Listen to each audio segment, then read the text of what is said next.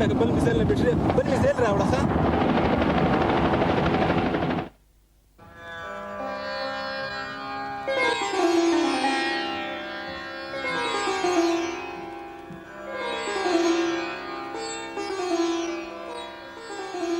Christmas, it will be 5 years since the start of the war between the Afghan resistance, the Mujahideen, and the Russian army in Afghanistan.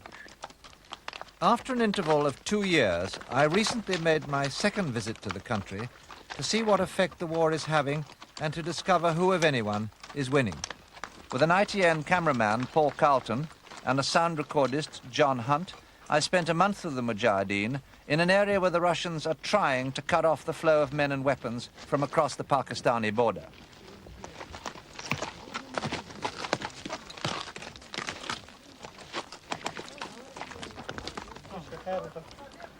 But that border is 1,500 miles long, the mountain trails are myriad, and the flow of men and arms is heavier and better organized than 2 years ago. We traveled through a virtually deserted landscape. The people who lived here are now nearly all refugees in Pakistan. Every so often we'd stop at a tea house to rest and drink cups of sweet green tea. A great reviver on this march, which took us over 9,000-foot passes in blazing sunshine. I became a green tea addict.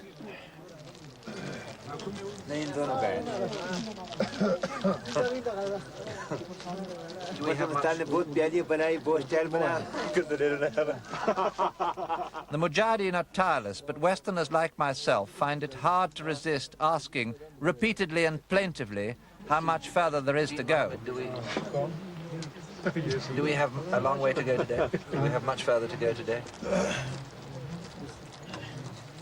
Nearly there. These Mujahideen, most in their teens or early 20s, have left their families in Pakistan to come back and fight the jihad, the holy war against the infidel. For them, the jihad is an obligation, unpaid, but also an honor, a chance for glory. Everybody is caught up in it, even the children. Compared to 2 years ago, I found the Mujahideen much better armed. Some groups even have anti-aircraft missiles, like these SAMs, although it's doubtful if the international symbols this way up, fragile and keep dry, mean much to the Afghans, especially when everything has to be brought in over the mountains by pack horse.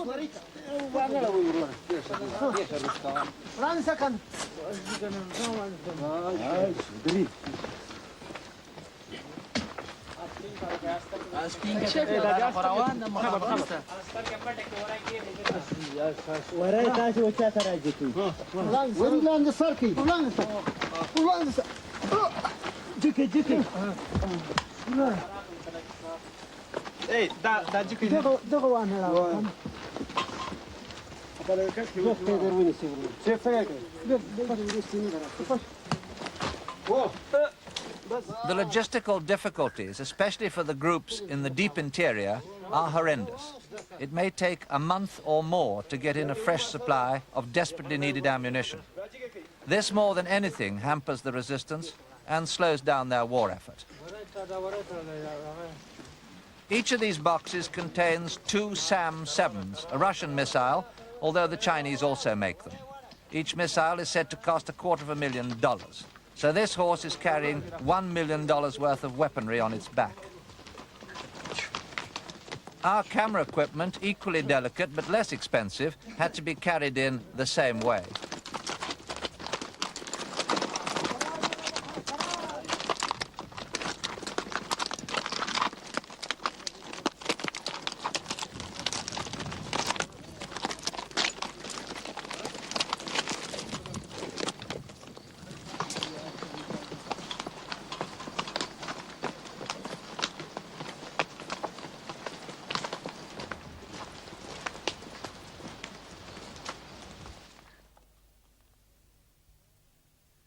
From the border, we headed north and east towards the Kabul River, where our group planned to ambush a Russian convoy.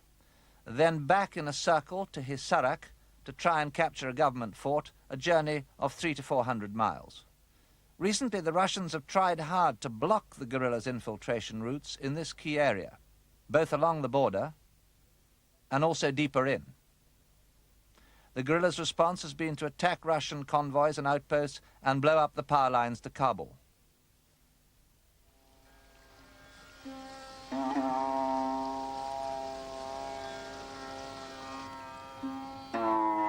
Two years ago, practically all these villages were inhabited. Today, they're deserted. It's estimated that 95% of the population of these border provinces has fled. Nangarhar was once one of the most heavily populated parts of Afghanistan, the Pathan or Pashto heartland.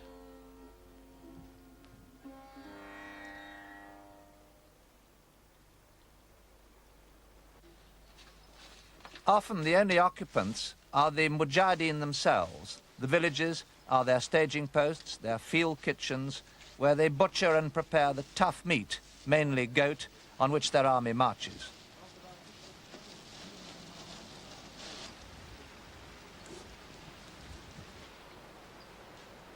On the wall behind, a Chinese poster shows a Russian being chased out of Afghanistan by President Reagan.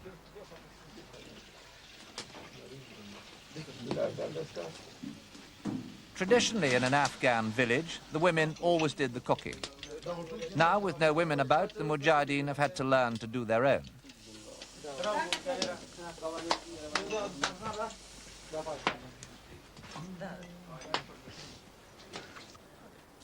Some of them are very young, mere boys like 12-year-old Rais Khan, youngest of 13 brothers, all Mujahideen. How long has he been fighting? And does he like being a Mujahid? Would he not rather be at school?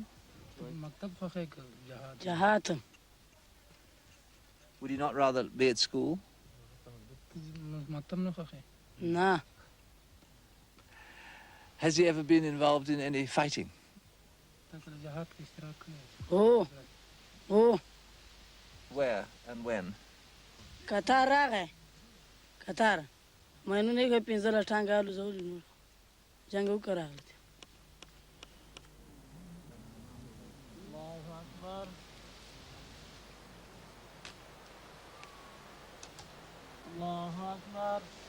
A Mujahid's day, even on the march, is punctuated by prayers, beginning before dawn and ending late at night.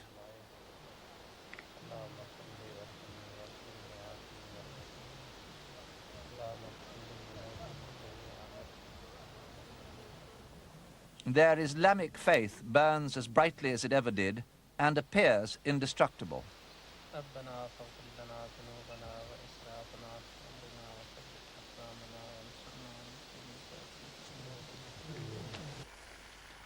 Most Westerners fall far short of Afghan standards of godliness, preferring cleanliness instead, although it's an almost unattainable ideal in Afghanistan. Even in the villages, baths don't exist, and the traveller's only hope is a convenient stream. And in order not to offend against local standards of decency, you're required to keep your underpants on throughout. But with no women about to give offence to, we were able to expose more of ourselves than would have been possible 2 years ago.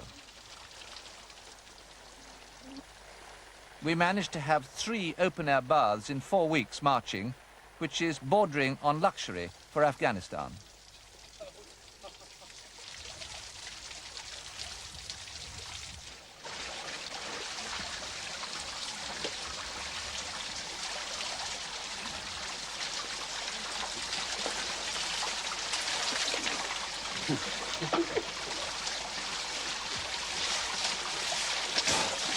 Oh, great. Wonderful. I can recommend it.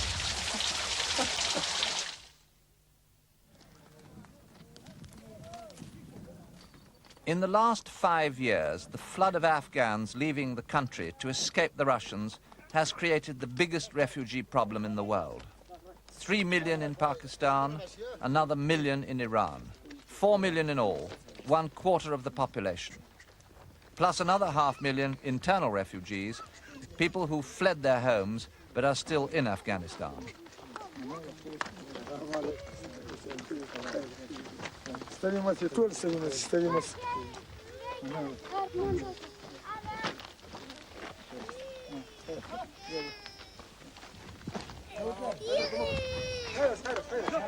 When this little girl's donkey refused to budge, the Mujahideen were quick to help.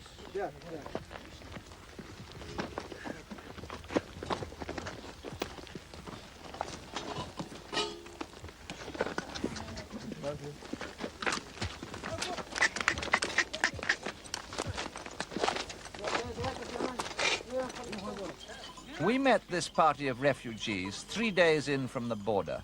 The temperature was in the 90s and there was no shade for miles. Among them were 4 young women we weren't allowed to film, but they told one of our escorts they'd all been raped by Russian soldiers, all were pregnant, and one was very close to giving birth.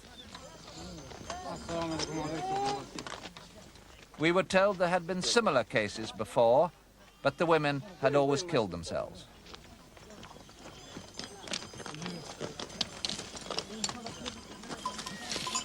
You're a refugee? Yes. Where have you come from? I came from Kabul last Wednesday because there was a lot of...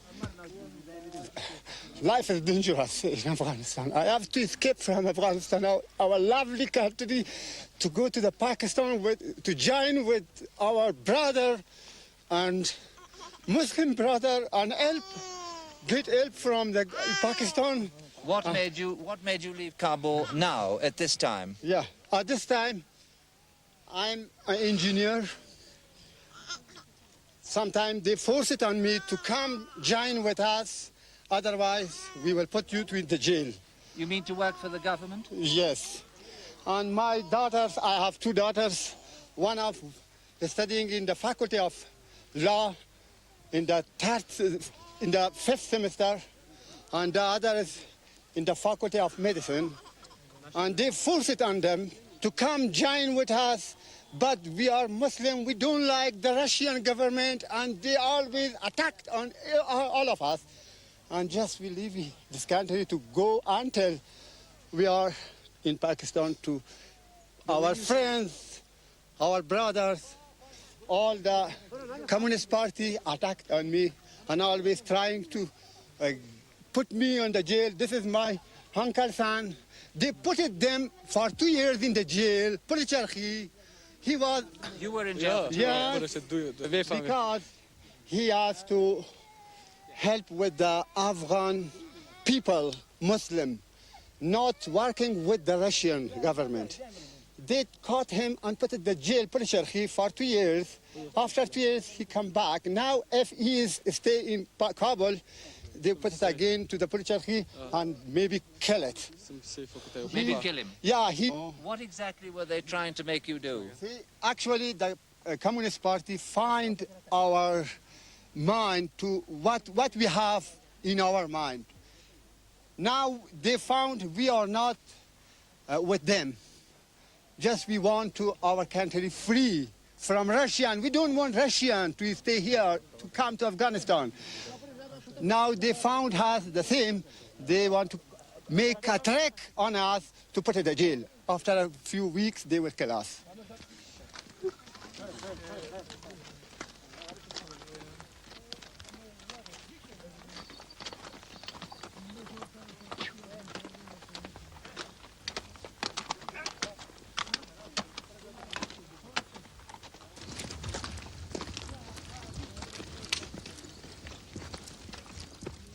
Later that day, we pushed on into the mountains.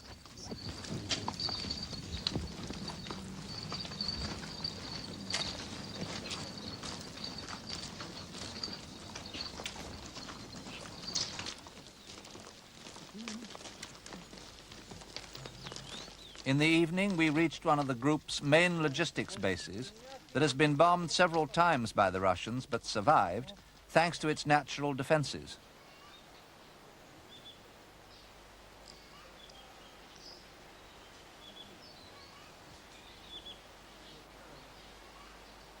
The armory is tunneled into the side of the mountain and contains a whole array of weapons, all Russian or Chinese, heavy and light machine guns like this Goryunov, which fires 650 rounds a minute.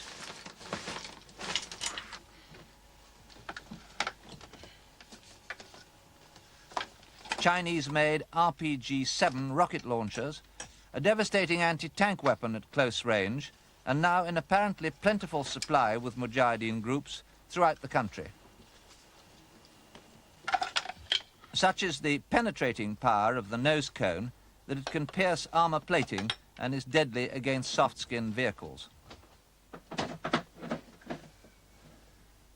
Hundreds of boxes of ammunition for the Zgoyak heavy machine gun. 82mm recoilless rifle ammunition, and the weapon itself, Chinese-made and extremely effective.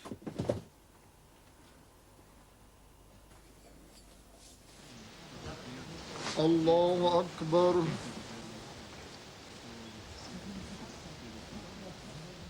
Next day, we met 3 young Russian defectors. Sergei Busov is 20 and comes from Perm, east of Moscow. Allahu Akbar. He trained as an armored personnel carrier driver and was posted to Bagram Air Base near Kabul.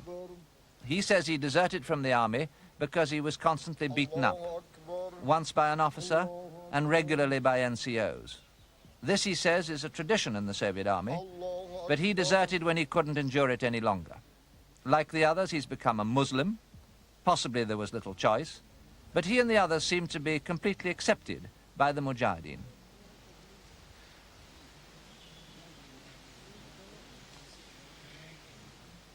Vladislav Naumov is 21 and comes from Volgograd, the old Stalingrad.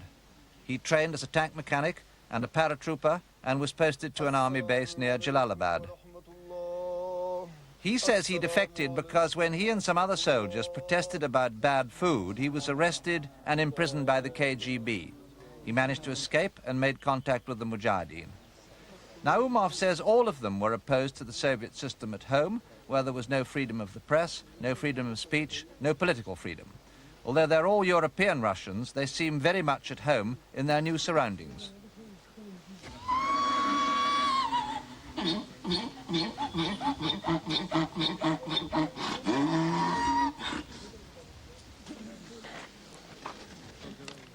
Naumov is writing a book about the war which will describe, he says, the behavior of the Soviet army in Afghanistan and the atrocities.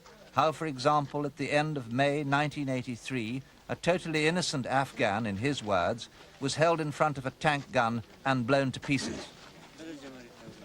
They defected separately, Naumov says, basically because they all opposed the war in Afghanistan on moral grounds. They met later and have been together for almost a year.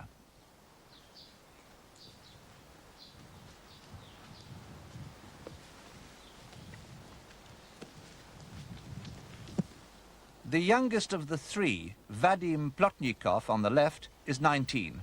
He defected after only 1 week in the army in Afghanistan. I talked to them through an Afghan interpreter. Hello. And then Naumov gave their views on the war in Russian. Good day. How are you?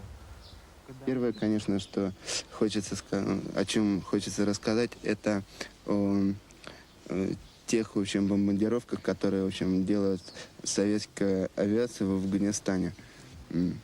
Это, в общем, советское правительство прекрасно понимает то, что, в общем, когда делается, в общем, бомбардировка деревень или афганских городов, то при этих бомбардировках погибает очень много мирного населения афганского, которое не воюет против советской армии. Я лично готовился в городе Тормазе, Узбекской ССР. В общем, сначала я проходил подготовку десантно-штурмовых батальонов. Вот. Нас учили уничтожать кишлаки афганские. Был придуман такой маленький Афганистан на территории Узбекистана, где, в общем, советские строители по-моему, даже под руководством афганских коммунистов, в общем, выстраивали большие кишлаки, вот, типа таких, которые, в общем, есть в Афганистане. И вот на этих кишлаках мы учились воевать в Афганистане. С какими трудностями здесь сталкивается в Афганистане советский солдат? Ну, это первое, конечно, что я не буду говорить о бытовых условиях. Конечно, здесь бытовые условия очень трудные, очень ужасные. Во-первых, рельеф этой страны не соответствует с рельефом нашей страны. Вот, и здесь по подготовке воевать очень трудно. Вот. Афганцы же, конечно, они знают, за что борются. В общем, борются они за свободу своей страны. А советские солдаты, что им, в общем, в Афганистане, они не знают, зачем они пришли. Толком никто не знает, зачем они пришли в Афганистан и что им здесь нужно делать. Вот поэтому они к военным действиям относятся прохладно. Почему прохладно относятся еще к военным действиям? Потому что они боятся, в общем, смерти. Каждый солдат хочет вернуться домой. В общем, его дома ждет или же семья, или его родственники. Вот. Поэтому, в общем, советские солдаты очень плохо здесь ведут боевые действия. Вот. Также советское командование очень, по-моему, очень недовольно ведением войны в Афганистане. Как, вернее, ведут войну в Афганистане советские солдаты.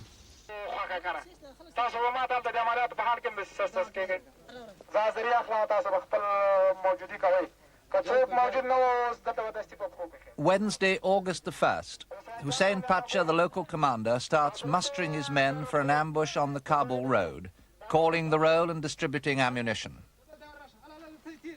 Altogether, about 200 men had been called up, a big group by local standards, but only 120 or so would take part in the operation.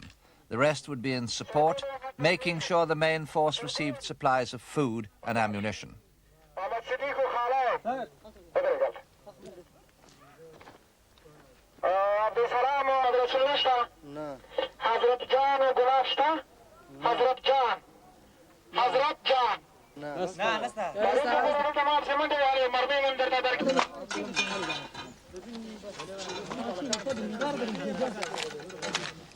First, each man received a handout of 9mm ammunition for his Kalashnikov rifle.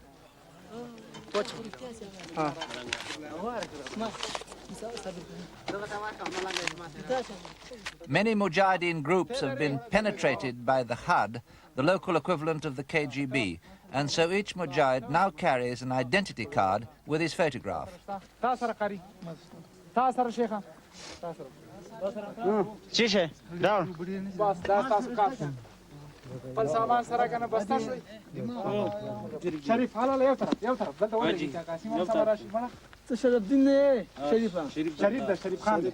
بصیر خان و حمدالله ودرېږي شاباس یو ځای بصیر و حمدالله ببرک و ملا جان شاباس ملا خلیل و افتگل څه شو ملا خلیل One of the problems the Mujahideen face is finding men skilled enough to be SAM operators. Few Mujahideen have any military training, although they all have a natural aptitude for arms, and few have much formal education.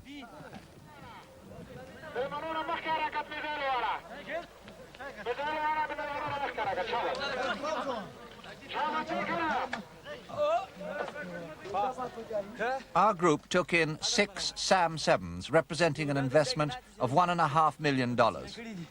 This is the SAM-7B, the latest version, a heat-seeking missile designed to lock on to an aircraft's exhaust. It has a range of 3 miles and a speed of 1,250 miles an hour.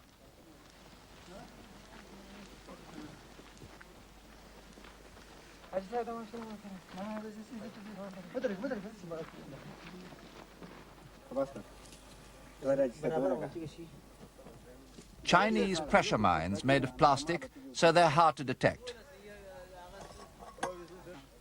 By removing the detonator in blue, so that they no longer act as pressure mines, packing them with extra explosive, and then wiring them up in batches, the Mujahideen hoped to pull off a spectacular ambush. There were generous supplies of C3 blasting gelignite, which is remarkably stable to handle. Looks and smells like marzipan, and can give you a nasty headache if you inhale the fumes for too long. Pound for pound, it's probably the most powerful explosive in everyday use.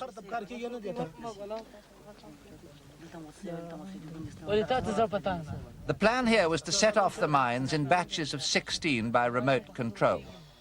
It was an ambitious plan, perhaps too ambitious, and meant that each batch had to be wired together and then wired separately to a remote control exploder. I found myself reflecting, as on my trip 2 years ago, that although they may lack conventional military skills, the Afghans have a lot of ingenuity and are remarkably good at improvising.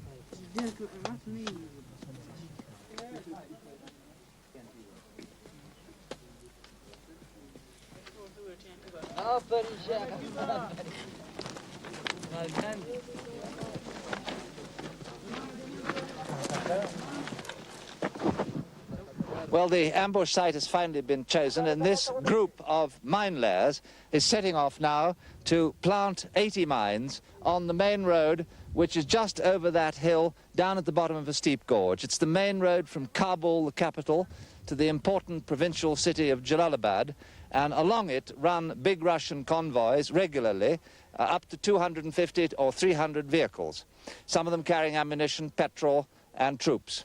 Now, today, a big convoy went along that road, but the guerrillas weren't ready. So they're hoping there'll be another convoy tomorrow or the next day.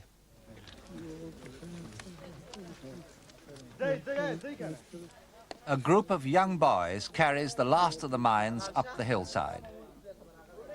The rest of the force camps out at the foot of the mountain and prays for victory in the coming battle. Buoyed up by the belief that a place in heaven awaits the martyrs of the jihad.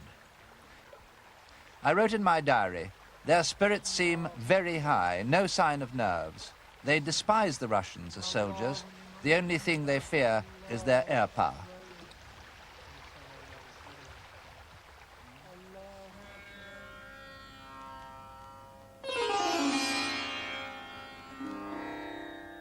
Dawn, Friday, August the 3rd.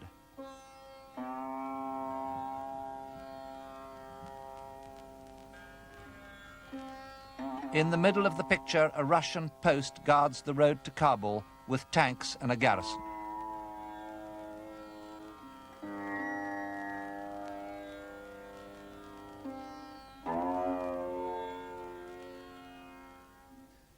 Well, the ambush plans seem to have gone wrong. We think the Russians know we're here and that the road is mined, because last night apparently the guerrillas made a lot of noise planting the mines, and the Russians opened fire, although haphazardly, the guerrillas say. What we do know is that the Russians have now blocked all civilian traffic on the road in both directions, and we're now waiting to see what happens next.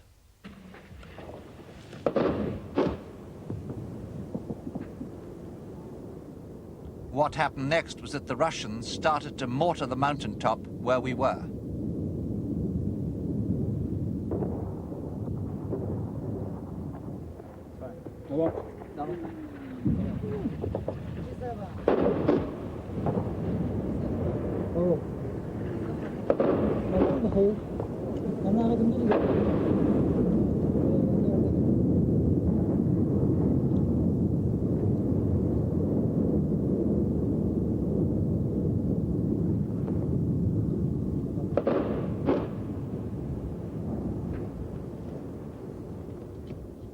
Well, the Russians have got us pinned down on the side of the mountain at the moment, and they're lobbing mortars. That's one just gone off on the top, just over the top here. And down below us on the road, there are 5 Russian tanks. We can't see them because the gorge is very steep. They're shooting back up at the Mujahideen positions with tank guns, the main gun, and also with machine guns. And the Mujahideen are shooting back at them with RPG-7s, rocket-propelled grenades, and machine guns. And we're waiting to see whether the Russians are going to put in an airstrike.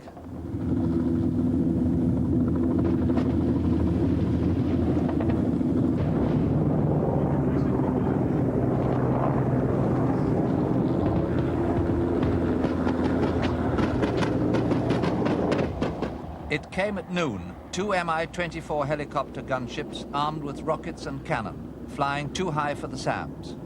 When the first gunship opened fire, the rockets went right over our heads.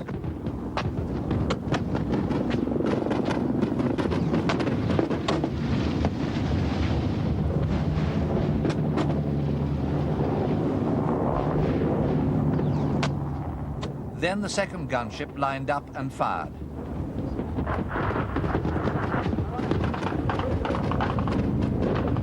The rockets smashing into the hillside above us.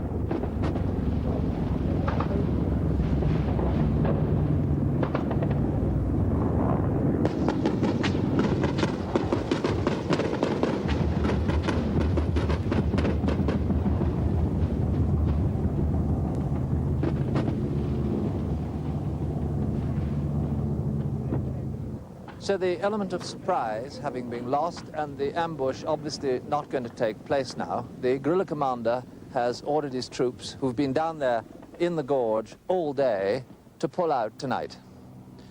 It just shows you today's action how easy it is for the Russians to keep a grip on this road. They've got strong posts all along it, about 2 miles apart, from which they can rake the mountainside with heavy mortars and tank fire. But it also shows just how easy it is for the guerrillas, the Mujahideen, to cut the road at any time. Today they've stopped all traffic for the whole day, and we don't know when it's going to start again. It shows you that they are in a very strong position to cut the road whenever they want to. And today, in fact, they have knocked out 2 tanks.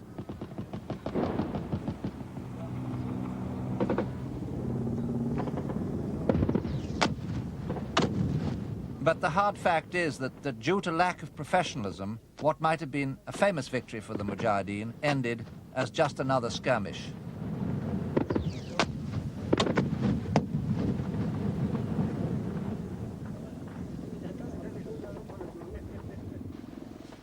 Surprisingly, casualties were very light, only 2 wounded. Looking after wounded Mujahideen is one of the things the Russian defectors do voluntarily. They have some first aid training. In Naumov's case, it runs in the family. His mother was a doctor, his brother is a dentist.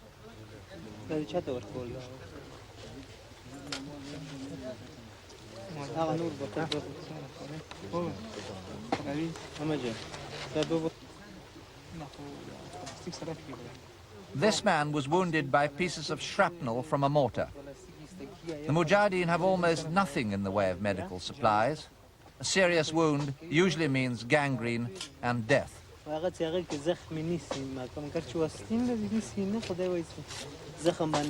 By showing they care, the Russians are no doubt making their own act of atonement for the behavior of their fellow countrymen. But for Naumov especially, their defection to the Mujahideen is much more than a personal protest. Пока мы находимся в Афганистане, мы бы хотели как можно больше распространить информации, точной, да, правдивой информации среди советских солдат, вот, которые служат сейчас в Афганистане. В дальнейшем, конечно, мы постараемся, в общем, расширить свою деятельность в Афганистане. Вот, пока что нас 3, но, как говорится, 1 в поле не воин, а 3 уже воины. Вот. Поэтому мы, в общем, выпускаем листовки на русском языке. Вот. Значит, записывали мы на кассету специально для советских людей, живущих в Советском Союзе. Значит, программу делали, вот, рассказывали правду о Афганистане. И много другой работы. В общем, написали там письмо Черненко и сделали, в общем, выполнили много работы в Афганистане. Можно привести очень много примеров о жестокостях, творящихся в Афганистане, о том, как советские солдаты, порой накурившись наркотиков, идут в бой и, не осознавая того, что они делают, в общем, творят они невероятно ужасно в Афганистане. Но практически за наркотиками за употреблением наркотиков в Афганистане, в общем, никто из руководства, из военного руководства не следит, потому что это играет в какой-то степени на руку советскому правительству, советской политике. This village was bombed by the Russians last winter. 2 people were killed. The remaining 11 families fled as refugees, except for one man, Gul Mahmud. His family are all now in Pakistan, but he came back alone to work the land and to help the Mujahideen. Just below the village were 2 unexploded Russian bombs. Plotnikov, who comes from Moscow, was trained as an engineer in bomb disposal, and he offered to help get rid of them.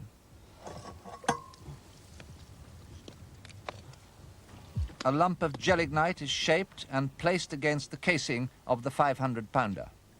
The detonator is pushed home into the gelignite and the fuse wire attached.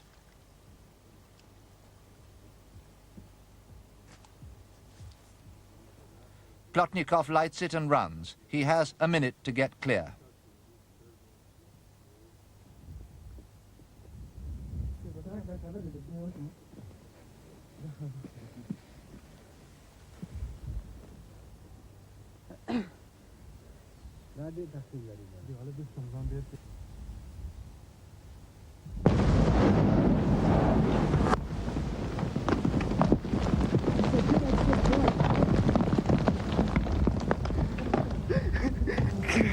Very good.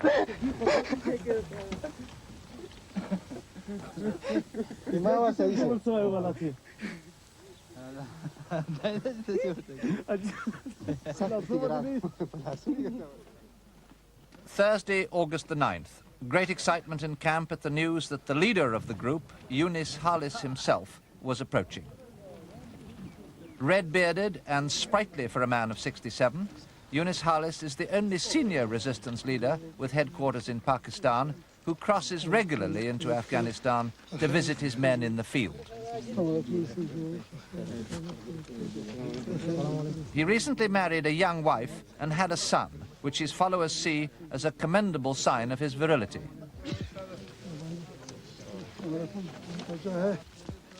He says it's the duty of every Afghan to refuse to submit to oppression.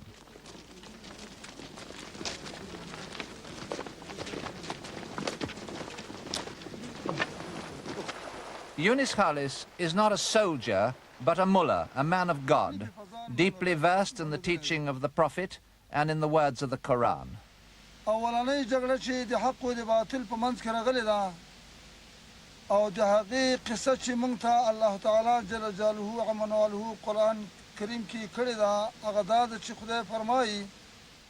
The struggle between good and evil is still going on, he says, and is symbolized by today's war against the Russians.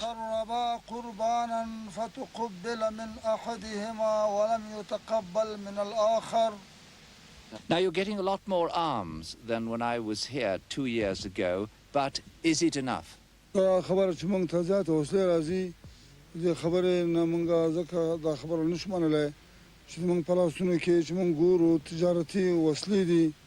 او دا تجارتي وسلې البته هغه شی کار نه ورکوي لکه څنګه چې مدرن اسلحه کار ورکوي په دې نسبت باندې که دغه وسلې هر څومره زیات شي موږ د هغې نه هغه څه کار چې موږ ته د جنګ دپاره په کار دي هغه څه وسلې موږ په لاس کې نه لویږي خو بیا هم موږ په نه څه باندې په لرګیو باندې او په بیلونو باندې خپل جنګ پیل کړی دی موږ سره د کمزورۍ د وسلو هیڅ د ځان سره تشویش نه لرو او وارخطا نه یو او تاسو به په ټول د مسافرت خپل کې د موږ د مجاهدینو مورال لیدلی وي چې هغه څومره لوړ دی او په څومره شجاعت باندې دوی کار کوي. In the past few weeks we've been traveling through virtually depopulated country. Isn't this a sign of victory for the Russians? دا د روسانو دپاره په دې لحاظ باندې په ګډ تمامېږي او دوی په همدې تصور باندې دا کار شروع کړی دی چې د یوې خوا نه عام ولسونه دباو کړي او د هغو د جهاد روحیه مړه کړي د بلې خوا نه د مجاهدینو دپاره د کېناستو د پاڅېدو ځای ورکړي دا د هغو په ګټه دی مګر دا د مجاهدینو په ګټه هم ده ځکه موږ ته د افغانستان د مسلمانانو روحیه معلومه ده چې هغوی د زور او د شکنجې په مقابل کې لا راپارېږي او لا د هغې په مقابل کې قوت پیدا کوي دغه وجه ده چې موږ په صف کې کوم شهید پیدا کېږي زموږ هغه صف د دې په ځای مرچل کې تیږو ته ولوېږي په ولاړه باندې جنګ کوي او هغه په دښمن باندې حمله کوي نو موږ یقین کوو چې دوی دغه وضع دا دوی لپاره په خیر نه بلکې دوی لپاره په ضرر تمامېږي الله اکبر.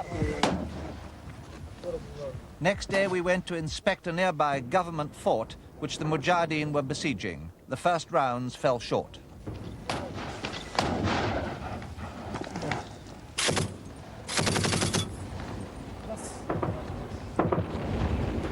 Then they got the range.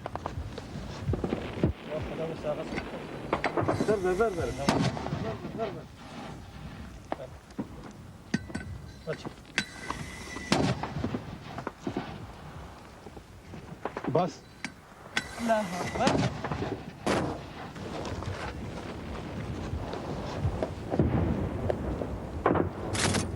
200 to 300 Afghan soldiers garrison the fort at Hisarak, which can only be resupplied by air or by heavily armed convoy.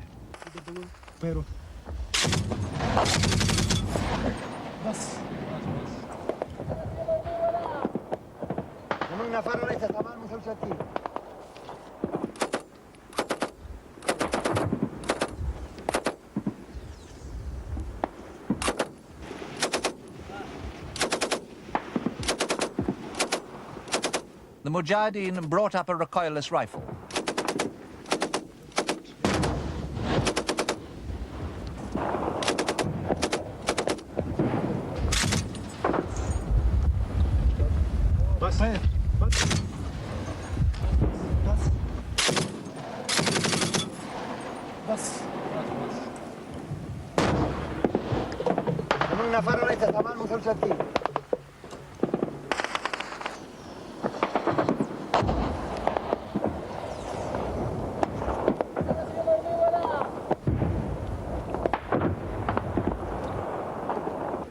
At the suggestion of the Mujahideen, the Russians fired a Goryunov light machine gun at a corner of the fort.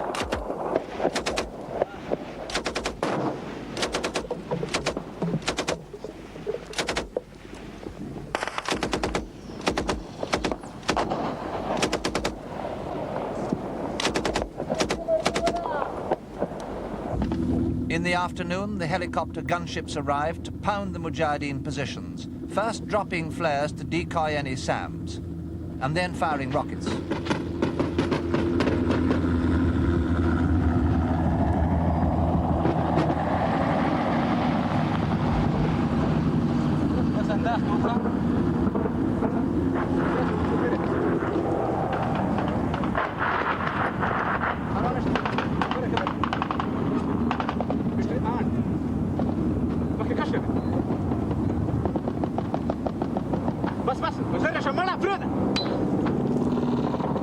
The SAM is switched on. The battery has a life of only 60 seconds, in which time the operator must get lock-on to the target.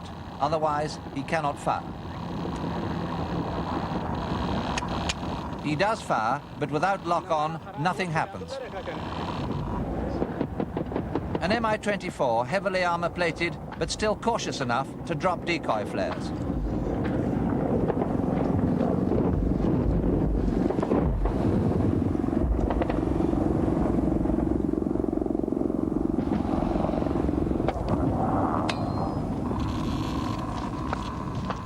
A second SAM is made ready.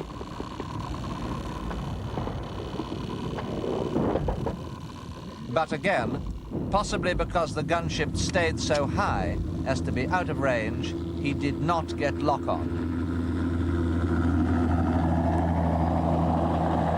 That just goes to show how very difficult it is to use this weapon, the SA-7. Even the Russian makers claim a success ratio of 1 in 4. That's under ideal conditions. But in combat conditions such as these, the real kill ratio is probably much more like 1 in 10. A few days later, the Russians resupplied the fort by air. On their way back, an Mi-8 flew right past us, very low. The Mujahideen took position with one RPG and one SAM. The RPG fired first, you can just hear it, but missed.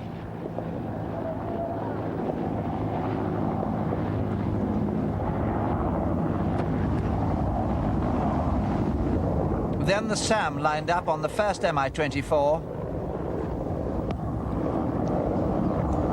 but without success. This shows you once more just how difficult it is to use the SA-7 against Russian helicopters.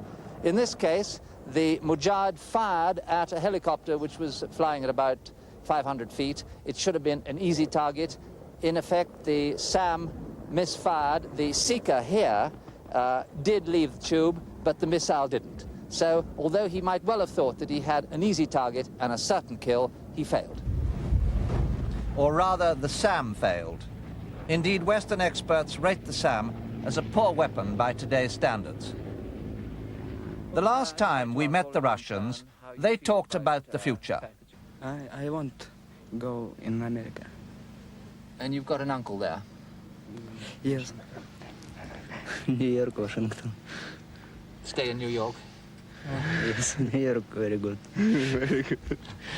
Я хочу уехать в Америку для того, чтобы начать работу здесь, в Афганистане. Первая задача, которая будет у нас здесь, в Афганистане, предотвратить войну между Советским Союзом, значит, и афганскими партизанами. Конечно, мы хотим, чтобы война окончилась в пользу афганских партизан. И для этого мы будем прикладывать, в общем, все усилия в Афганистане для нашей будущей, значит, совместной работы. Конечно, победа афганского народа будет, значит, победой и русского народа. Значит, если афганский народ победит, значит, победит и русский народ. Значит, прекратится кровопролитие, значит, прекратятся смерти советских солдат и афганского народа. Brave and civilized words by Vladislav Naumov end the war and stop the bloodshed. But there's no sign that the Russians have any thought of withdrawing from Afghanistan. In fact, just the opposite. They're intensifying the war, trying to block the arms routes and bombing the population into the refugee camps. As I watched Juma Khan, wounded by a mortar in the unsuccessful siege of the fort at Hisarak, preparing for the long trek out over the mountains to Pakistan, I came to two conclusions. First, that Afghan courage and morale are still enormously high. But second, unless they can find an answer to the Russians' helicopter gunships, and the SAM isn't one, their morale may begin to crack eventually. 5 years is a long time for a small nation of 16 million to fight a superpower of 273 million.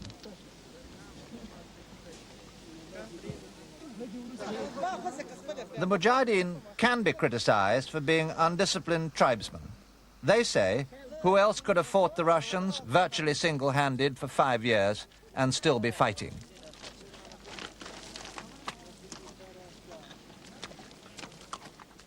In the end, the fate of the Mujahideen will be decided by how much more aid they get from Pakistan, China, and the West, and whether that will include a more effective anti-aircraft missile. That means a Western missile, and at the moment, Pakistan is too afraid of the Russians to let them through.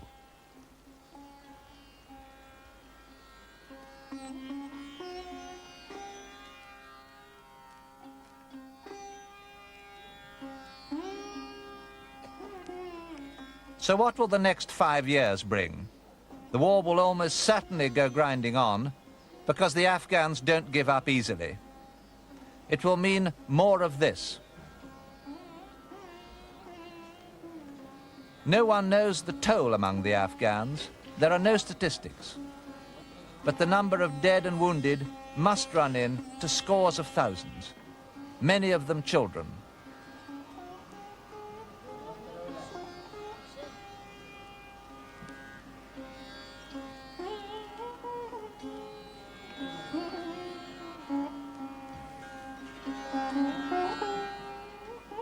These are the lucky ones. They reached Pakistan and hospital.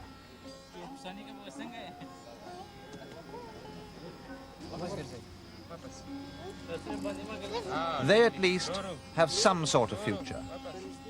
For many others inside Afghanistan, there may be no future.